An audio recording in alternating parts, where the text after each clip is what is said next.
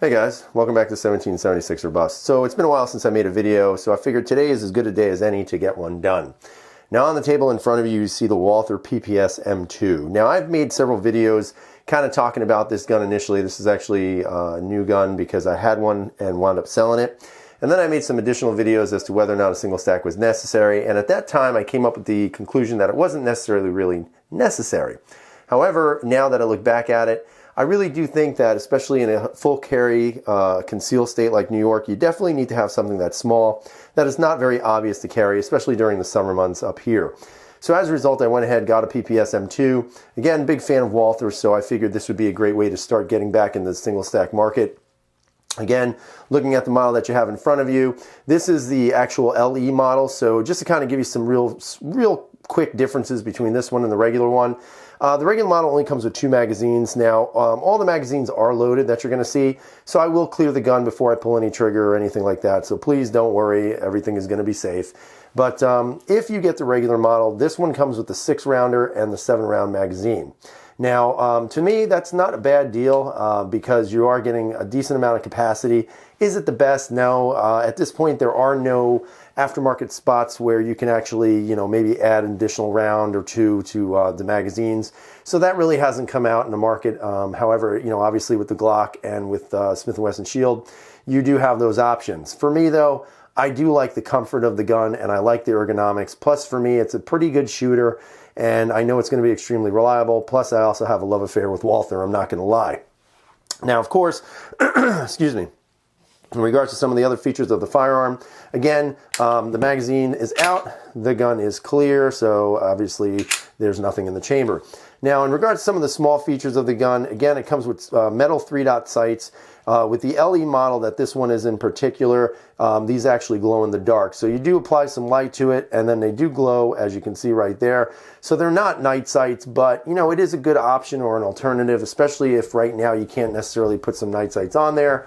If you hit it with some sunlight or with a flashlight, they will glow for a considerable amount of time. Again, I haven't measured how much time.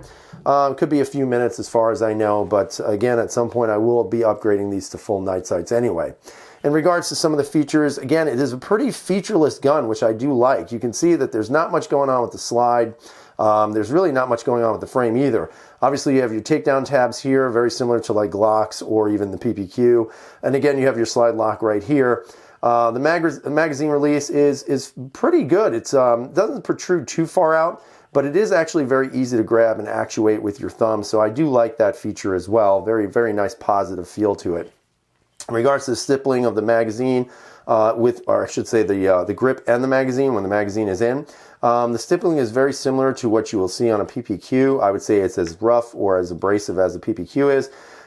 Some people say it's not abrasive enough, but for me, it is very comfortable in the hand. I've never really had any issues carrying the PPQ, so I'm assuming that this would be relatively the same. Again, I did own one prior, but I didn't own it long enough to really give it its justice that it deserved. And that's why I got another one, because this time I am committed to it, and I'm definitely going to see if it works out as well as I hope it will.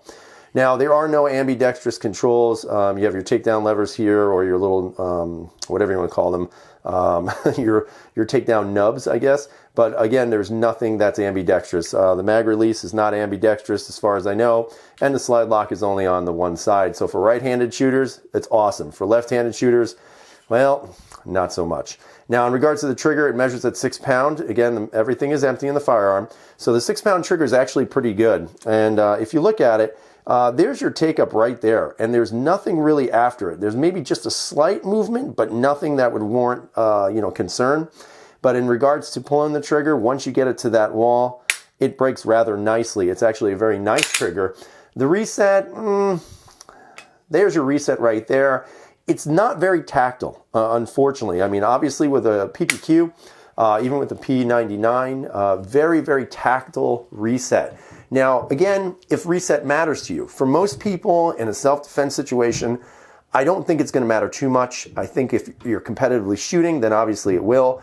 But for self-defense, I really don't see why it matters so much to have that clean, crisp reset.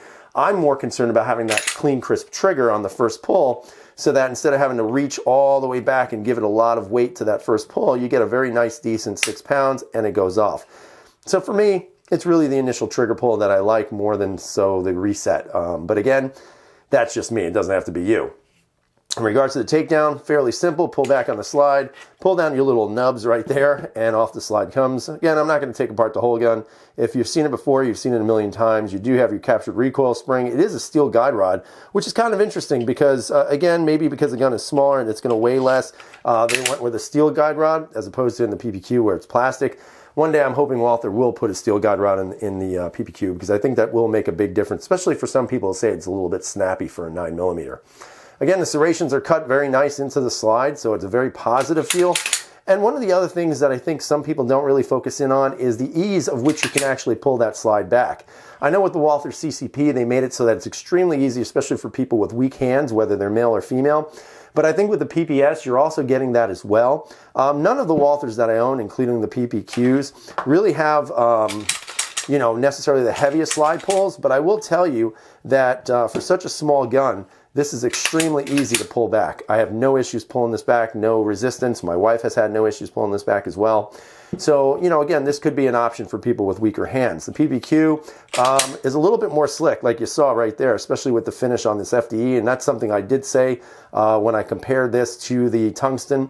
The finish on here is a lot more slippery than any of the other Walthers that I've owned. So that's a little bit of a downer, but again, if you just go from the top and you get a good grip, you don't have any issues. But I would be a little concerned, especially on there, because it is a little bit slippery. But I will tell you that I much prefer the way these were cut into the slide than even on the PPQ. I just think these are a little bit more effective.